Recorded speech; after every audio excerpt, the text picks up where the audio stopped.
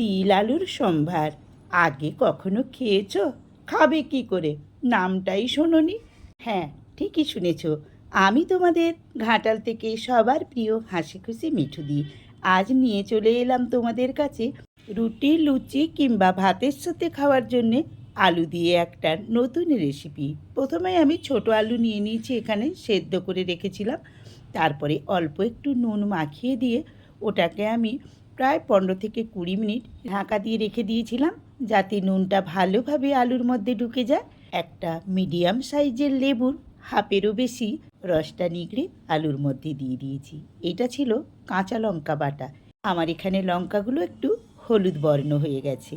এরপরে 1-1.5 চামচ চিনি আমি আলুর মধ্যে দিয়ে দিয়েছি। এই রেসিপির প্রধান উপকরণটা এবারে চলে এসেছে।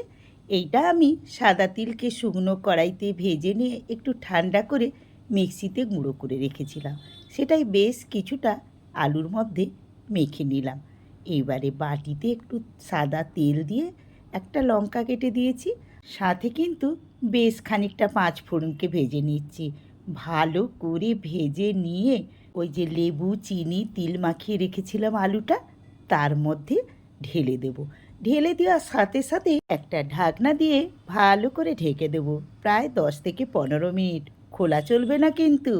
10-15 মিনিট পরে এসেই আলতো হাতে আবার আমি 5 ফোড়নটাকে মাখিয়ে নেব।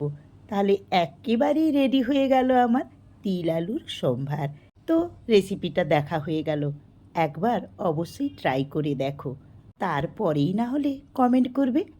আগে একটা ছোট্ট করে লাইক করে দিও, আর নতুন বন্ধুরা আমার চ্যানেলটাকে সাবস্ক্রাইব করে দিয়ে পাশে থাকা বেল আইকনটিকে অল করে দিও।